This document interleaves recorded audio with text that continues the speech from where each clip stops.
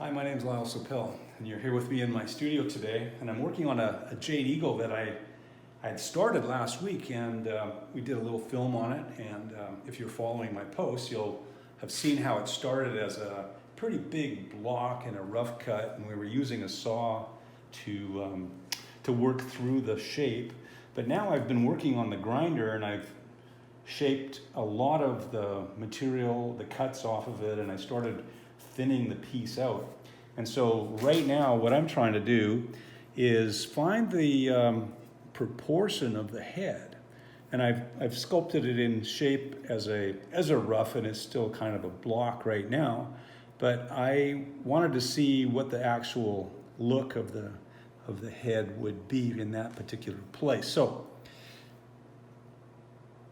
it always helps to do a little drawing. I love to draw through all of the things that I'm working on, but it's also great to have the base in place for the mounting of this piece, and that's what I intend to do, is use this smoky quartz as a base mounting for this piece. And so it's going to be mounted somewhat like this on the top of the quartz, if you can see it from that angle. So this is a jade eagle on the smoky quartz base. And so this is not going to be the finished base portion here. It's going to have a black wavy base on the bottom and some fish and so on. So it's a lot more detail in the overall look of the piece, and then finding the right place to mount it on the crystal is also another point.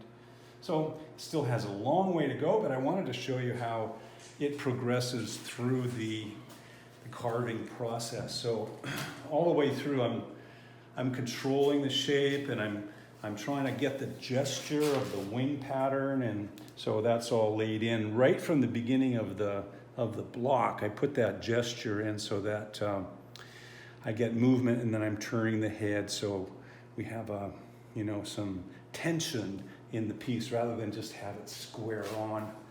And so that's all part of my artistic interpretation. And so that's kind of like the topic that Curtis and I have been having this morning, is we've just been kind of rambling on about when do you decide that you're an artist? And so I think that's been my pursuit for more than 35 years, is I've been trying to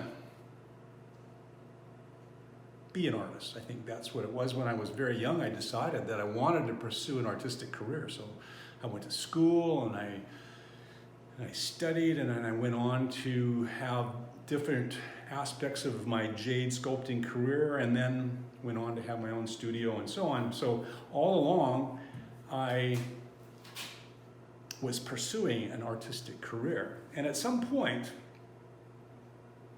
people that were collecting my work or galleries that were selling my work said, "Yeah, your work's artistic.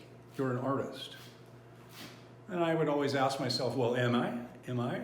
I'm still learning, I'm still developing, and is what I do now an artist? So I thought that's a really interesting question to ask, and I want to ask you out there, is like, when do you determine that you're an artist? At what point in your artistic career or your creative endeavors do you decide that you're an artist? Or do you allow other people that are around you or that collect your work or that see your work determine for you that you're an artist? There's a very famous artist in Vancouver who is now passed on, but he was always considered himself, his name is Bill Reed, he always considered himself to be a maker of things. Although his collectors and people that sold his work definitely called him an artist. He was a creative person that came up with original designs, but he always thought of himself as a maker of things. So he did jewelry, he did sculpture, he did paintings and all that kind of stuff, but he still just liked to make things.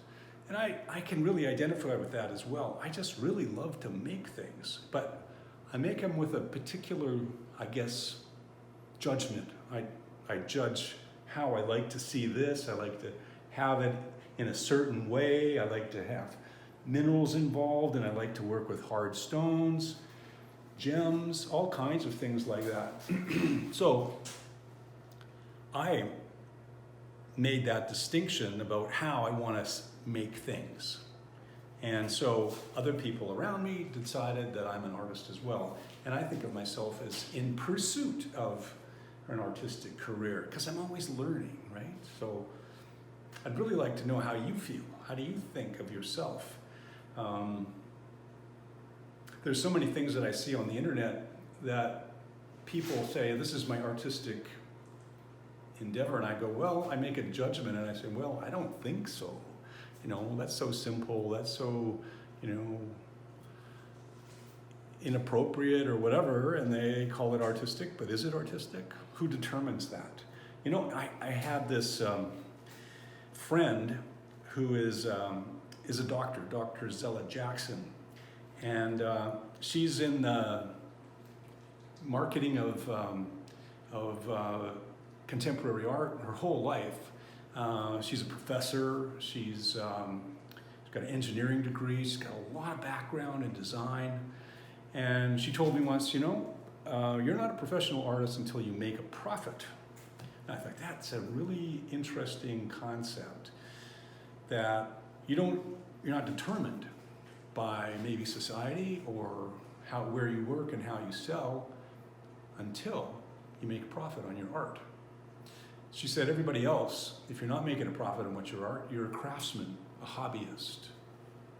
So I think that would really burn a lot of people that work with painting or whatever. You know, they think of themselves as being artistic, but if you use her judgment, say, well, not artistic until you make a profit, then you're just a craftsman. You're just having fun. You're just like amusing yourself. You're amusing your day. You're having a fun time, or not artistic at all, even though you use some kind of a creative energy, but I don't know what that is.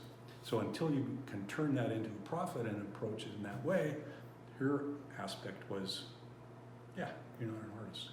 So that brings to mind this idea that Michelangelo, like some time ago, not too long ago, they found some records, some banking records from the 1400s that determined how much money Michelangelo had in his Florentine bank account when he died, and it was the equivalent of $17 million in today's dollars. So that's interesting that he could have so much money as an artist. So he wasn't starving, like you just say that, you know, not a starving artist. And is a starving artist more of an artist than someone else? So this is kind of this rambling conversation we've been having this morning, and I think it's kind of a pertinent one, because how do you determine this? So for me, to determine a profit on what I do is I keep accurate records. How much did this stone cost? How much did this base cost? How much time did I put into it?